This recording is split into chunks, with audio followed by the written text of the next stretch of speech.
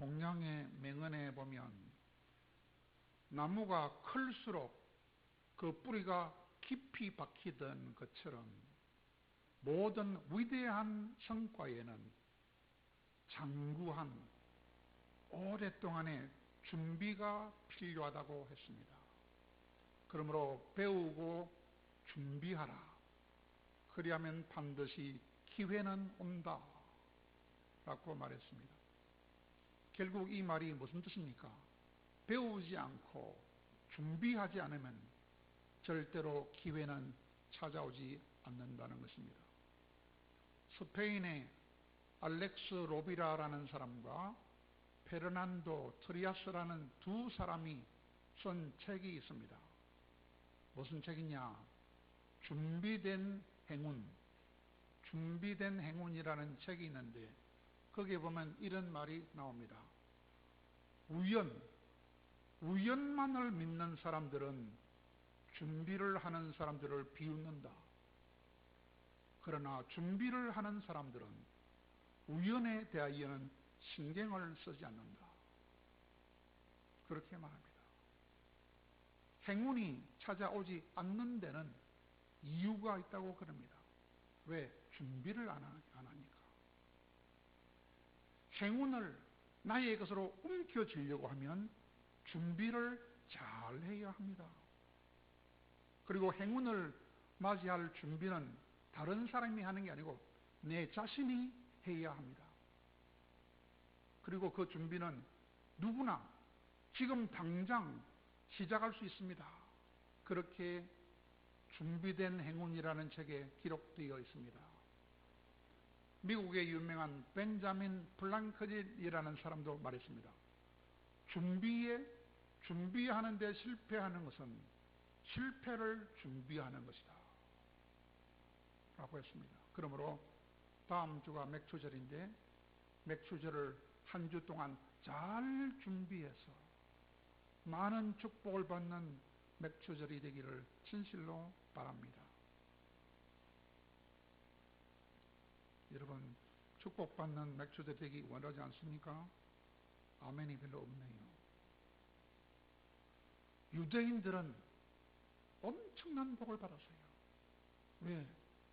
맥추절을 잘 준비하기 때문에. 어떻게 준비하지 압니까? 일주일 전부터 준비를 해요. 세 가지를 준비합니다. 첫째는 뭐냐? 몸을 깨끗이 씻어요.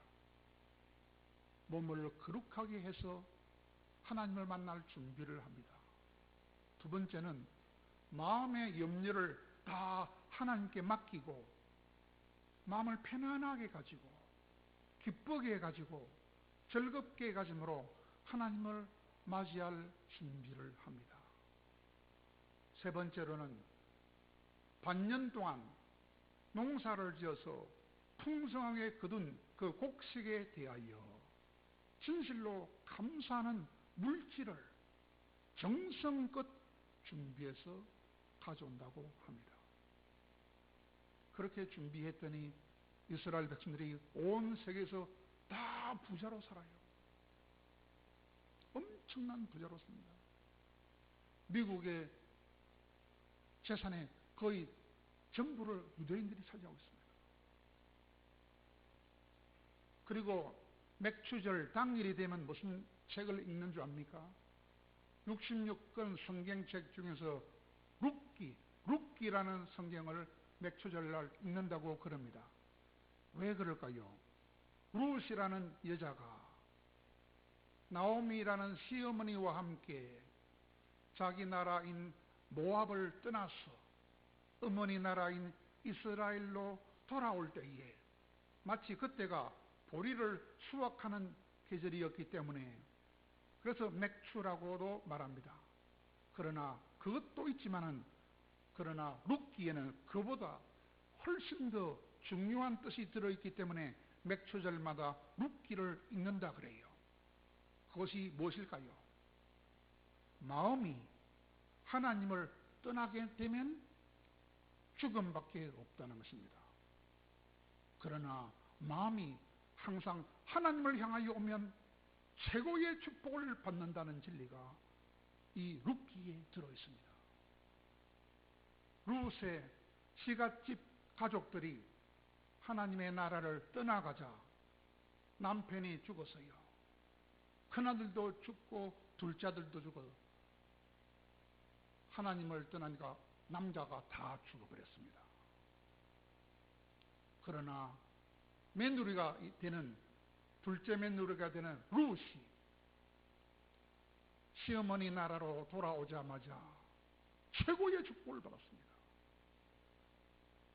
룻의 시갓집 사람들은 하나님 나라 백성들이었지만은 그러나 기근이 왔기 때문에 하나님 나라를 떠났습니다.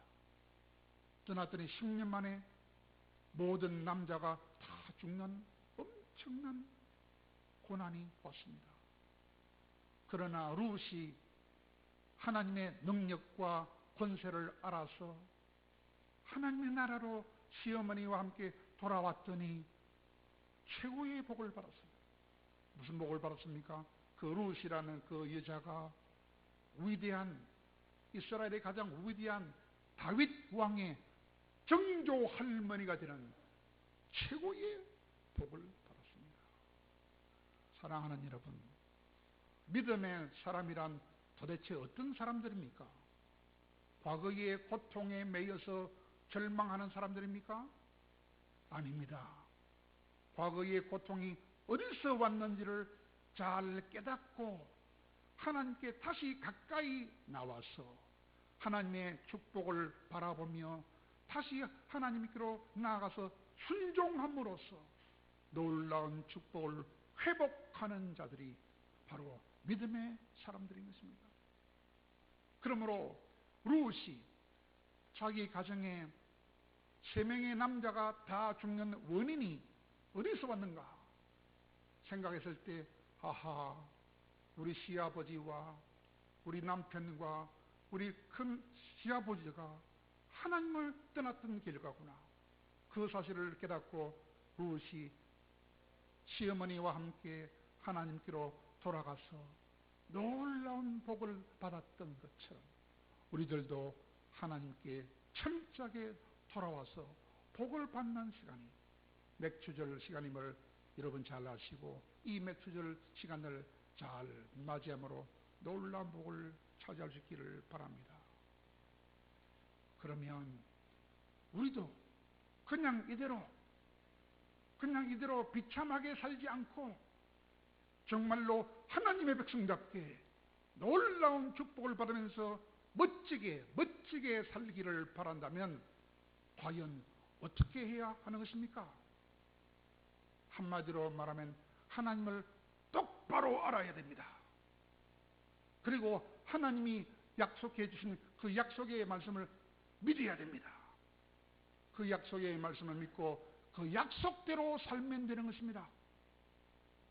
그러면 오늘 맥추절을 한 주 앞두고 있는 오늘 우리에게 하나님이 주신 귀한 약속의 말씀은 무엇입니까?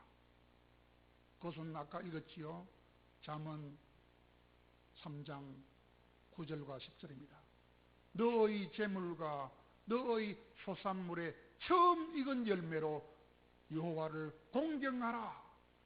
그리하면 내 창고가 가득히 차고 내 포도주 접틀에 새 포도즙이 넘치리라 하신 그 약속이 우리에게 주신 약속입니다. 여러분, 이 말씀은 무슨 뜻입니까?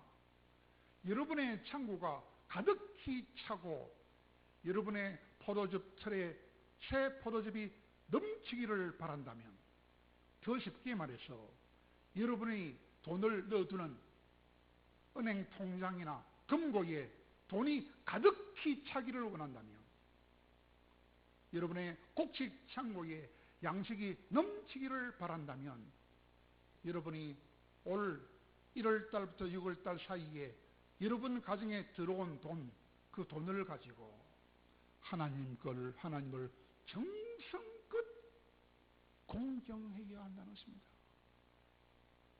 오늘 우리가 읽은 느헤미야서의 본문은 어떤 내용입니까? 느헤미야가 정성껏 맥추제를 지켰을 때에 엄청난 복을 받았다는 이야기입니다. 느헤미야는 70년 바벨론 포로 생활을 마치고 3차 귀환을 했던 유대 백성들을 이끌었던 큰 지도자였습니다. 그는 포로였지만 바사 왕의 인정을 받았습니다. 그래서 바사 왕의 총애를 한몸에 받았던 술관원장이었습니다. 여러분, 술관원장이 뭐 하는 사람인지 압니까? 술관원장은 임금님이 먹는 술이나 음식을 총관리하는 사람입니다. 그런데 그 직책은 원래는 누가 담당했을까요? 내시가 담당했습니다. 그러나 그때는 내시가 담당하지 않았습니다. 왜냐? 그때는 왕을 죽이려고 하는 적이 너무 많았어요. 그래서 왕을 독살시키는 일이 많아서 높은 관리들 중에서 임금님이 가장 믿을 만한 그런 관리를 뽑았다고 합니다. 그 관리는 왕비와 함께 가장 큰 영향력을 가진 두 사람이었다 그럽니다. 그러니까 요즘으로 말하면 바로 총리와 같은 사람이었습니다. 누가? 느헤미야가.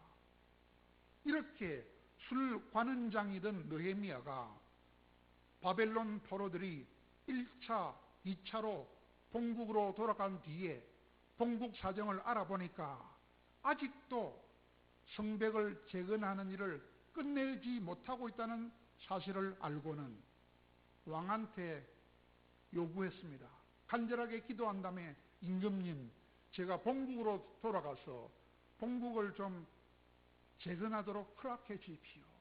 임금의 허락을 요구했습니다. 그랬더니 임금이 기꺼이 허락해주고 많은 도움을 줬어요. 그래서 본국으로 돌아가서 나라를 일으켰습니다. 이렇게 돼 맨 먼저 한 일이 뭔지 압니까? 맥추제를 회복시킨 것입니다. 그리하여 나라를 다시 재건시켰습니다. 그때 느헤미야가 나라를 재건하기 위하여 백성들에게 먼저 세 가지 일을 지도했습니다. 무슨 일을 했는지 압니까? 첫째로는 포로 기간 동안에 지키지 못했던 안식일을 잘 지키도록 만들었습니다. 두 번째로는 포로 기간 동안에 지키지 못했던 11조를 철저하게 드리게 만들었습니다. 세 번째로는 토지소산과 과목뿐만 아니라 사람과 가축의 첫 열매를 철저하게 드리게 만들었습니다. 이 세 가지를 했습니다. 그 중에서도 가장 강조한 것은 첫 열매입니다. 토지소산이나 과일이나 사람이나 가축의 첫 열매를 하나님께 드리도록 했는데 그것이 무슨 뜻입니까? 이 첫 열매는 나의 힘으로 거둔 것이 아니고 하나님의 은혜로 거두었다 하는 것을 하나님께 표시하는 것입니다. 그것을 표시하는 뜻으로 첫 열매를 드리는 것은 하나님의 모든 하나님의 주권에 달려있음을 인정하는 것이기 때문에 그런 사람들에게 하나님을 복을 주셨다 그런 말입니다. 그리고 이스라엘 백성들이 나라를 잃고 바벨론 포로가 되었던 가장 큰 이유가 뭡니까? 여러 가지 있지만 그 중에 가장 큰 이유는 7년에 한 번씩 땅을 쉬게 만드는 안식년을 지켜야 되는데 그것을 안 지킨 죄가 가장 큰 죄였습니다. 농사 지을 때 엿새 6년 동안 농사 짓고 7년 되면 땅을 쉬어야 돼요. 그것을 안 지켰어요. 몇 번이나? 70번이나 안 지켰어요. 그래서 70년 바벨론 포로가 된 것입니다.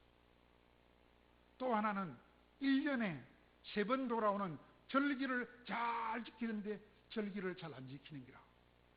지켜도 형식적으로 지키는 기라. 그 죄 때문에 포로로 끌려갔습니다.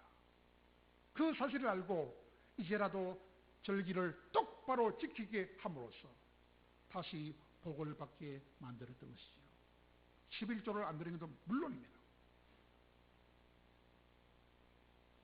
그러므로 본문의 느헤미야와 그때의 이스라엘 백성들이 철저하게 회개함으로 복을 받았던 것처럼 우리들도 절기에 대한 잘못된 생각들을 바꾸어서 똑바로 들이대 하나님이 우리를 구원해 주신 그 말할 수 없는 큰 은혜뿐만 아니라 하나님 지난 반년 동안에 우리에게 베풀으신 그 셀 수 없는 은혜들을 생각하면서 정성껏 예물을 드리면 하나님은 복을 주지 않을래야 않을 수 없다는 것입니다.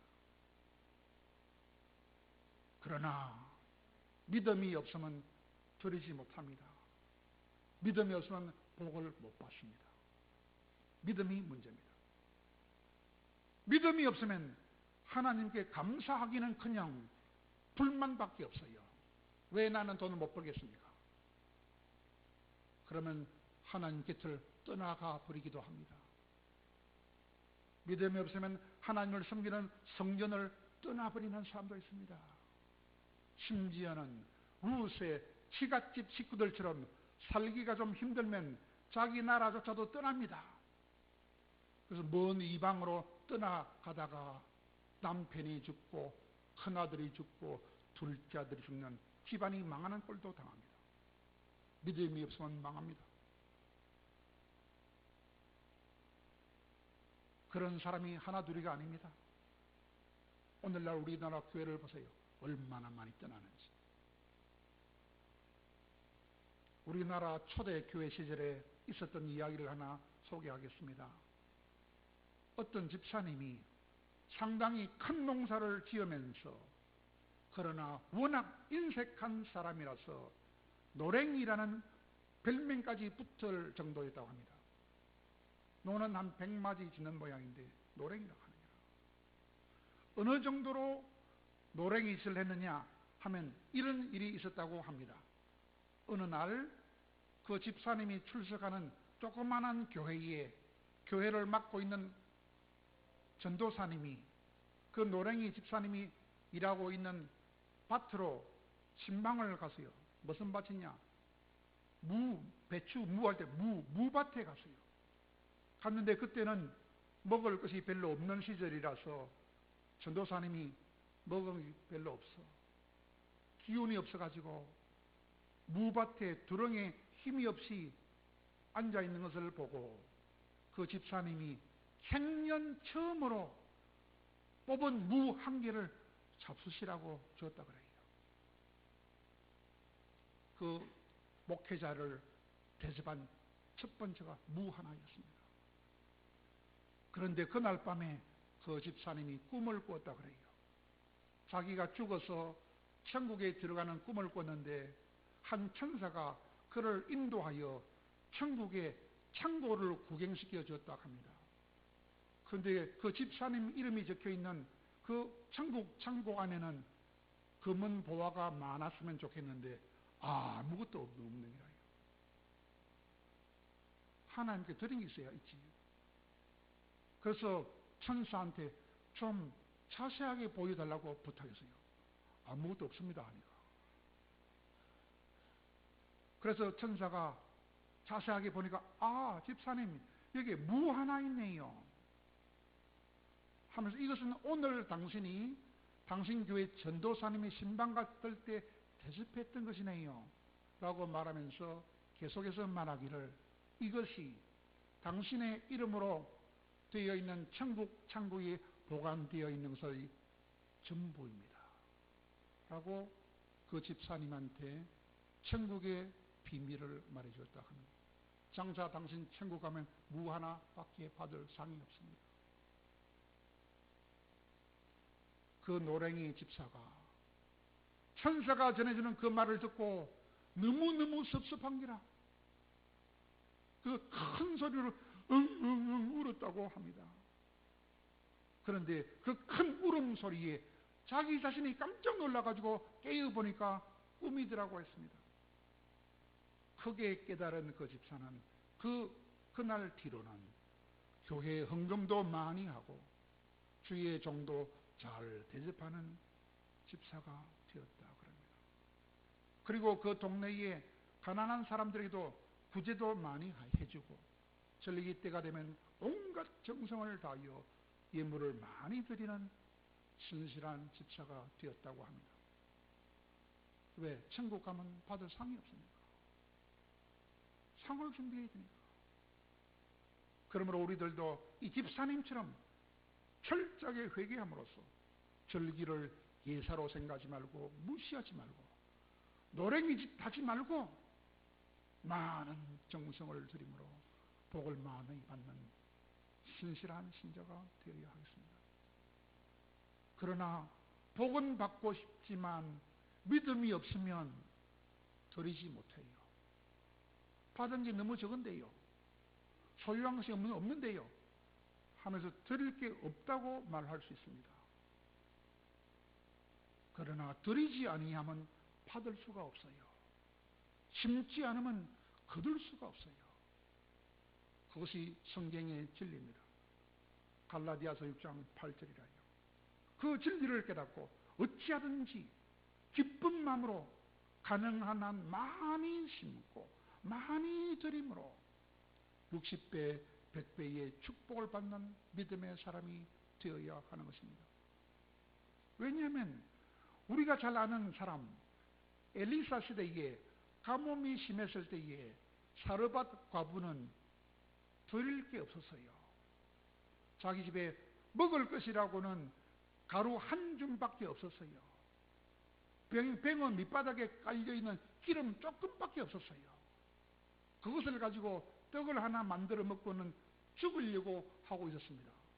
먹을 게 전혀 없어요. 그때 엘리야가 무리한 요구를 합니다. 떡을 만들어 가지고 떡 조각을 나한테 먹이게 하라 그랬어요. 아니, 벼룩에 간을 빼먹지 그 사람 떡 하나밖에 없는 그걸 빼들어 먹으려고 하느냐. 누가? 가장 위대한 목사가. 이 나쁜 목사입니까? 아닙니다. 좋은 목사입니다. 왜 빼들어 먹으려고 합니까? 빼들어 먹는 게 아니라 복을 쏟아주려고 하는 것입니다.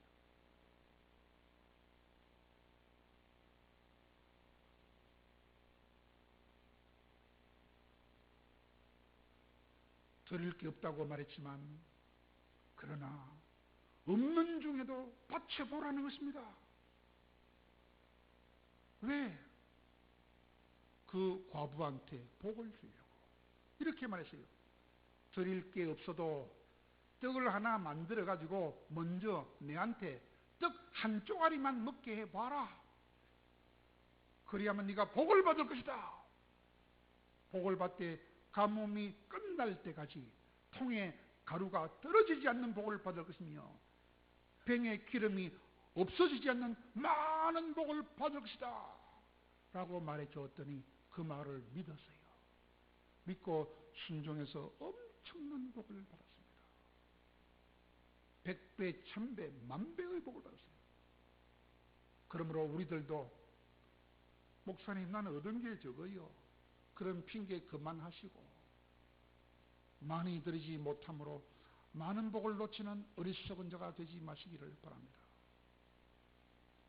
왜냐하면 하나님은 가난한 분이 아닙니다. 하나님은 부유한 분입니다. 온 우주를 자기 것으로 소유하고 계신 최고 부자가 우리 하나님입니다. 우리 아버지가 부자입니다. 그분의 소원은 우리 자녀들을 거부가 되게 만들어주기를 원하고 있습니다. 그분이 우리에게 감사 예물을 내라고 말씀하시는 것은 우리를 괴롭히려고 하는 것이 아닙니다. 우리를 가난하게 만들려고 하는 것이 아닙니다. 우리를 너무 사랑해서 우리를 다 부자로 만드시려고 먼저 나에게 바쳐보라 하는 것입니다. 우리를 기쁘게 하시려고 원하시기 때문에 먼저 없는 중에도 많이 내보라고 말씀합니다. 그러나 하나님은 믿음이 없어서 하나님 은혜를 깨닫지 못하고 인색한 마음이나 억지로 예물을 낼 때는 가져가라 합니다. 내지 마라 합니다. 즐거운 마음으로 내는 사람, 그 사람 때문에 예물만 받는다고 했어요. 즐겁게 내며 정성껏 내는 자들을 축복하되, 고린도전서 9장 8절에 보니까 모든 은혜가 넘치게 해주며 모든 일에 항상 모든 것이 넉넉하게 해주겠다 라고 말씀합니다. 모든 것을 넉넉하게 해주겠다. 그러므로 우리에게 가장 중요한 것이 무엇입니까? 믿음입니다. 믿음이 있느냐 없느냐, 그것이 축복의 대일에 서느냐 못 서느냐를 결정합니다. 하나님이 우리의 몸값을 얼마로 정해준다 합니까? 우리 몸값이 얼마나 비싼지 압니까? 운동선수들이 왜 요새 다 운동선수 되려고 그러죠? 몸값이 비싸니까. 야구선수 중에 가장 몸값이 많이 나간 사람 박찬호지요? 얼마입니까? 5천억 원입니다. 5천억 원. 지금부터 한 20년 전이라. 근데 하나님은 우리한테 몸값을 얼마 매긴 줄 압니까? 1만 달란트입니다. 우리는 1만 달란트 빚진 자라. 마태복음 18장 1만 달란트가 얼마나 된지 압니까? 한 달란트가 금으로 따지면 34kg라. 34kg의 금덩어리라. 1달란트가. 거기 우리나라 돈으로 하면 20억 원, 20억 원. 1달란트가 20억 원이라. 근데 우리는 1만 달란트 빚지죠. 그러면 1만 달란트 얼마입니까? 20억이 아니라 20조라, 20조. 내 몸값은 20조 원입니다. 20조 원을 얼마나 많은 돈이냐면, 우리나라 제일 돈 많은 사람 이건희보다 더 많은 돈이라요. 이건희는 13조라요. 나는 20조짜리라. 13조 돈이 얼마나 많은 줄 압니까? 은행에 이어나면 1년에 이자가 얼마나 나오냐? 3천억 원이다. 이자만 3천억 원. 그 3천억 원을 하루로 계산하면 얼마 줍니까? 10억이다. 10억. 하루에 10억을 마음대로 쓸 수 있는 게 13조 부자입니다. 나는 하루에 10억 원을 마음대로 쓸 수 있는 그런 권한을 가진 몸값을 가진 자라요. 그것을 믿는 게 믿음입니다. 그런 믿음을 갖게 되면, 이야, 하나님이 나에게 하루에도 10억 원을 쓸 수 있는 특권을 주셨구나. 그것을 알게 되면 너무너무 감사해서, 하나님, 나의 모든 것을 다 하나님께 드리고 있습니다 라는 믿음이 확 생겨나는 것입니다. 그런 믿음을 가진 사람이라야 비로소 하나님께 정성을 다하여 드릴 수 있으며, 그런 자라야 충만한 복을 받을 수가 있는 것입니다. 그런 믿음을 가진 자가 그런데 거의 없습니다. 그러므로 큰 복을 받는 자가 너무너무 드물어요. 믿음이 없으니까.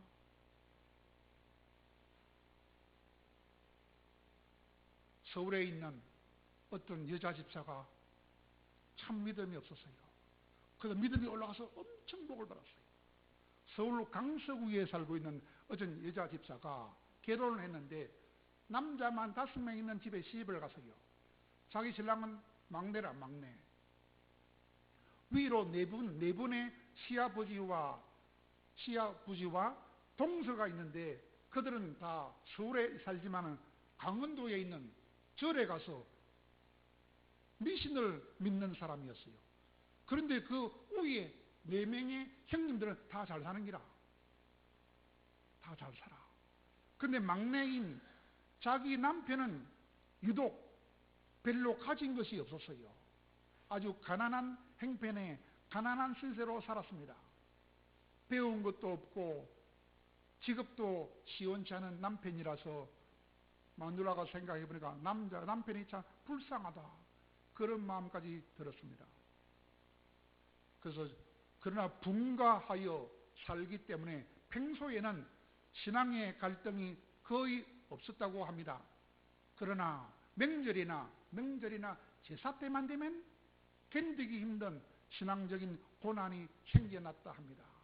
그래서 그런 고난을 몇 번 경험하자마자 이왕에 믿을 바에 좀 확실하게 믿어가지고 성경에 나오는 것처럼 나도 하나님의 역사를 한번 경험해야 되겠다라고 마음속에 오기가 솟아나왔어요.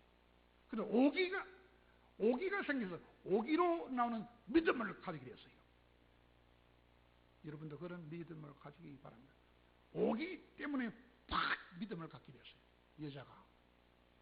그래서 그런 마음을 먹은 뒤부터는 더 열심히 주의를 잘 지키고 새벽 예배에도 참여하기 시작했습니다. 신앙생활에 전념해서 살았다 합니다. 그래야 절기가 오면 믿음과 정성을 쏟아서 온 가족의 이름으로 하나하나 예물을 준비했다 그래요. 큰아들, 둘째 아들, 남편, 이름 딱 써가지고 정성껏 준비했다 그래요. 뿐만 아니라 교회 식사 봉사하는 일에도 적극 동참했다 그럽니다. 이 사람은 될 사람이라. 이렇게 열심히 신앙생활을 했는데 그러나 남편 일이나 가정 형편이 더 나아지지 않았다 합니다. 그래서 때로는 갈등도 생기고 시험에 빠지기도 했다 합니다. 그러나 신앙생활에 꽃비를 늦추지 않았다 합니다. 더 열심히 힘을 써서 하나님께 영광을 돌리고 애를 썼다고 그럽니다. 그 일이 10년 동안 계속되었어요. 10년 동안 축복을 못 받았어요. 그러나 그렇게 애를 썼더니 드디어 어느 날 하나님이 역사하셨습니다. 남편이 이제는 사업이나 한번 해보자 하면서 남편이 가지고 있던 조그만한 기술을 믿고 제품을 만드는 공장을 차렸다 합니다. 그래서 경기도 광주에서 공장을 하다가 다시 서울에 있는 형님집 빌딩에 1층을 빌려가지고 공장을 이전한 다음에는 서울로 와서 조그마한 개척교회에 등록을 했다 합니다. 절기 때마다 힘에 지나칠 정도로 감사 예물을 드렸다 합니다. 이런 헌신을 한 지 10년이 되던 해에 주님이 복을 주셔서 서울에 있는 일산에도 제2공장도 짓고 수출도 잘 돼가지고 강서구에 30평짜리 아파트를 샀다 그래요. 서울에 30평 아파트 30억입니다. 30억 아파트를 샀어요. 하나님은 가만 보지 않습니다. 믿음이 있느냐, 감사하느냐, 정성을 다하느냐 보고 계십니다.